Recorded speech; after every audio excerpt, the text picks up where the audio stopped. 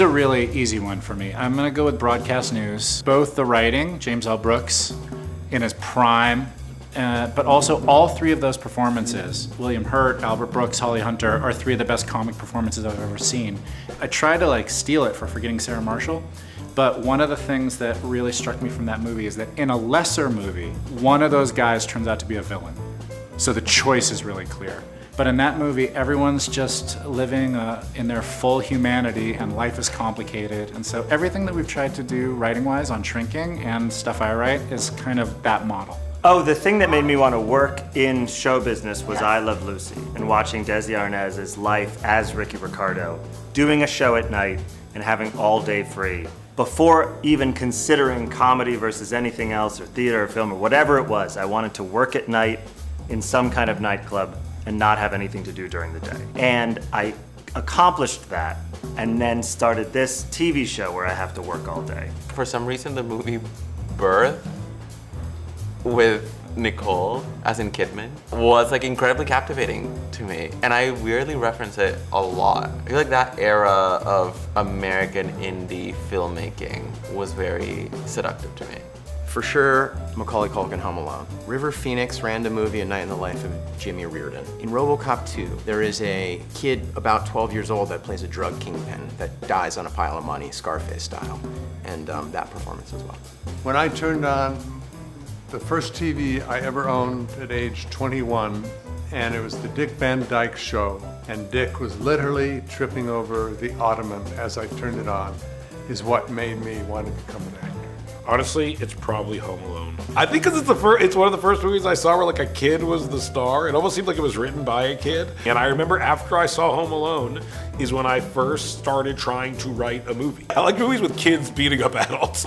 And so I think it was my take on a kids beating up adults movie. Yeah.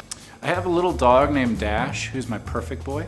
He's about this big, and we would be hanging out, and we'd be talking about just like how he's doing, and he'd lick my face, and then maybe we'd take a little walk. If I didn't do this today, I would probably be at Michael's in Mission Viejo buying art supplies.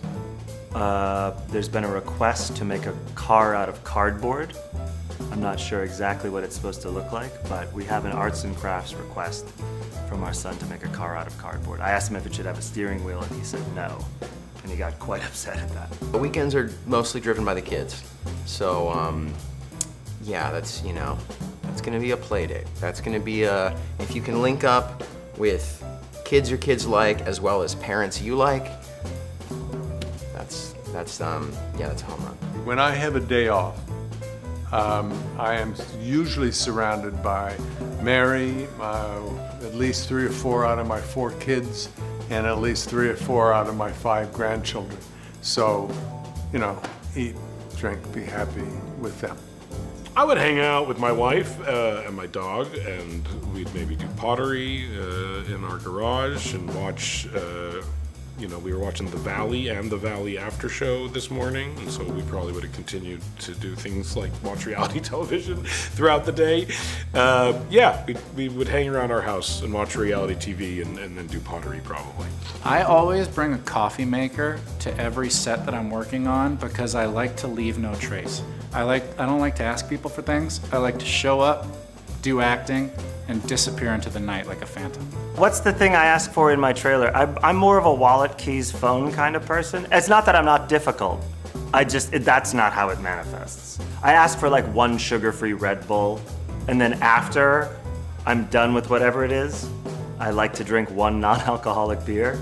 So, pretty rock and roll stuff. I don't like trailers, and I don't like the idea of trailers. I think this idea that actors are like exotic animals that need to be contained and they need to be like kept away and like preserved. I don't like that. I feel like contractually they have to give me one, and then it ends up just being like storage. A dog would make me feel very comfortable. Other than that, no, just don't make it so cold. That's what I would say. Everyone, and that goes for hotel rooms too. It doesn't have to be 66. At the moment, what's in my trailer at work is my wife Mary's steam virgin, which is pretty cool, and no one else has that. in their trailer, so it makes me kind of special. I don't spend a lot of time in my trailer in general. And I sometimes go into other actors' trailers and I'm like, whoa, you got a whole thing in here. I have an espresso machine in my trailer because I drink a lot of caffeine throughout the day. A little speaker where I listen to music sometimes, and sparkling water. I don't have much in my trailer at all. I spend no time in my trailer. I wouldn't even get changed in my trailer. I had a little tent on set where I got changed. So I don't need much in my trailer. If I could switch jobs for a day, I would probably teach kids acting. I think over like the past 25 years, I've actually acquired some skills and a way to prep and some things that I didn't know when I was a kid because I started so young. And so I would like to teach kids like simple prep that I've learned that has been really helpful to me over the past decade. I always find excuses to do other things that interest me within what I do. And actually I have a problem where I can't seem to find a hobby that is just a hobby, that I don't turn into something work-related. I think I'd be a producer and just do a lot of the same stuff I do, but from a chair. Voice my opinion and not have to dance, you know? If I could no longer act, I would want to be a butler for people I liked. I love serving things that make people happy. I love making sure that the space they're in is kind of perfect in some sort of aesthetic way.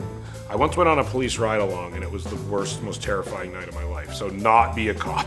I can tell you that much for sure. I hated it more than anything in my life. I would maybe work in like a comic book shop. That's something I've always been drawn to. A video game shop, sort of cave-like nerdy domains. If I could somehow be imbued with all the skills of an architect, I would love to be an architect. The studio, the TV show, cast. Because we're going to be seeing everybody and talking about each other's shows, and so I wanted to be as ready as possible. Besides my name, best books about Ireland. And I did it while driving. The last thing I Googled was converting Vietnam currency to dollars, because I was just in Vietnam. Someone told me how much something was, and I was like, yeah. And then I was like, wait, is that expensive? It wasn't. It'd be restaurants. It's always food. I Googled myself this morning. I'm cutting back on that, but I Googled myself this morning just for a little pick-me-up. This is going to be the most boring answer, but on the way over here, I was listening to my lines for next week because I record them when I get the scripts. I record the entire script so I can listen to it like a play, and then I do the entire script doing everybody's lines except my own, so then I can run it, like leaving gaps, so then I can run the whole show. So by the time I arrive on set, I've done the episode like a bunch of times. Started doing that on a movie I was really afraid of called The End of the Tour. I played What Would Edward Norton Do? Because I had no way to prep. I had no training. So I just tried to imagine what a good actor would do, and I made up a prep system. And I still use it to this day. And that's what I teach those fucking kids. If my co-stars ever heard my recordings, I think they would probably be offended because I have to do basically impressions of everybody on the show so I know who's who. So yes, I've gotten actually pretty accurate, I think, at everybody, but I'm not gonna do them now, don't ask. Music I listened to on the way here, I did listen to some music. Some of it that really spoke to me on the drive here, Vashti Bunyan is her name, and she's, I think it's 60s. It's pretty eclectic and folky, but kind of mystical almost, and it's very cool. My ride over here was less than 5 minutes, so I listened to traffic for a little bit, and then I was here. I listened to an audiobook about Ireland. Just blasting it, driving in the HOV lane. My podcast, where everybody knows your name, starring myself and Woody Harrelson, is the only thing I listen to pretty much all day. I was listening to the podcast How Did This Get Made with my friends Jason Mantzoukas, Paul Scheer, and Jude and Raphael.